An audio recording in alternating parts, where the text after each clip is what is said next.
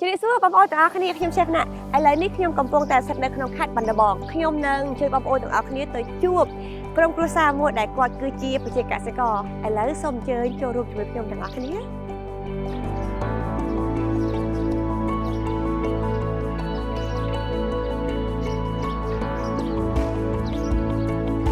បង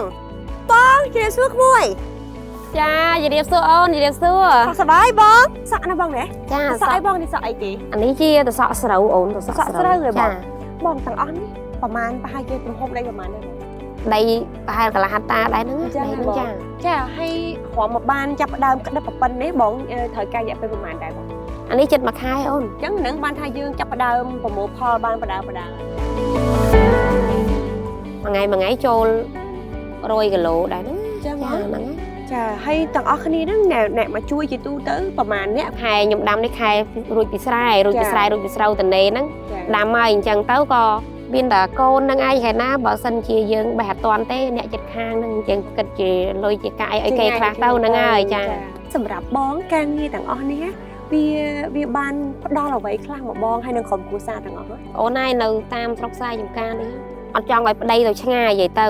តលមុនដំបូងដាំតិចដែរទេតោះដាំតិចទៅក៏មានគេមកទិញមកអីចឹងទៅក៏បាយគំនិតដាំច្រើនប៉ាំច្រើនទៅក៏រឿងសុបាយចិត្តដែរថាយើងវាបានស្និទ្ធស្នាលជាមួយប្តីប្រពន្ធកូនយើងផងរកប្រាក់ចំណូលចូលផងចឹងវាបានទាំងពីរនៅពេលដែលដាំខ្លួនឯងនេះភាសាខ្លួនឯងញឹកញាប់អត់ថាមុនដំបូងយើងដាំសម្រាប់ទៅហូបទេដើម្បីបានបន្លែស្រស់ជួយជាក់សុខភាពរបស់យើងណាហ្នឹងហើយវាផ្អែមវាស្រស់ហូបរាល់ថ្ងៃខ្លួនឯងហ្នឹងចឹងនិយាយថាយើងຕົកចិត្តរបស់យើងចាហ្នឹងហើយ